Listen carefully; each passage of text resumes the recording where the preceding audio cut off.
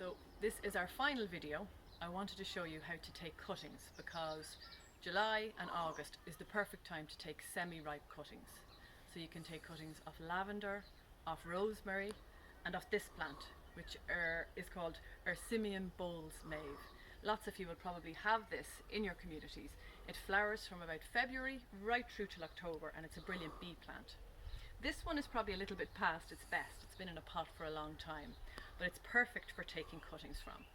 So when you're taking a cutting, you want a non-flowering shoot. So not this one. You can see there's flower on this and that there was flower on this one. We don't want those ones.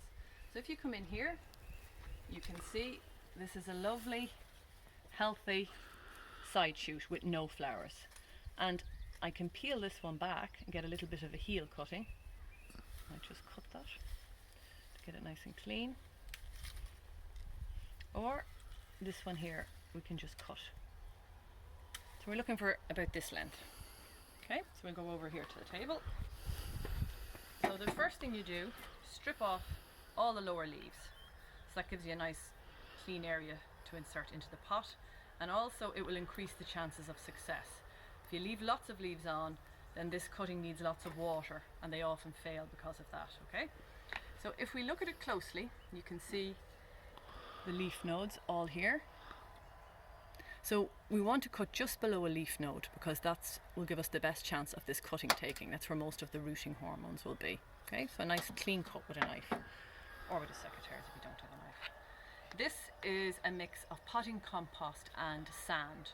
There's a lot of sand in it so that it's free draining, so that the roots won't be sitting in like stuck in stagnant water. We make a hole, we push it all the way in and then tuck it in.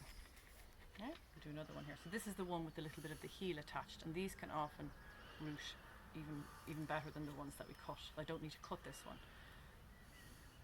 Okay. So don't put too many in, 4 or 5 in a pot like this. And I have some here that I took early this morning because that's the best time for taking cuttings. I put them into a plastic bag to stop them drying out. So I'm going to pop a few more in here. So they're going to stay in this for a few weeks. We can look at the bottom of the pot and see if there are any little white roots, or look at the tip and see if there's any new growth. And that will tell you that your cutting has taken. Right? So I think that's probably enough for that. I have a little bit of stone that I'm going to pour over the top. And this can stop the cutting rotting at the top as well. It just helps with drainage. If you don't have it, don't use it. You don't need to buy some especially. I just had a few stones. Then of course, we label it with the date. Put that in there. And we water it. A good water to really soak it.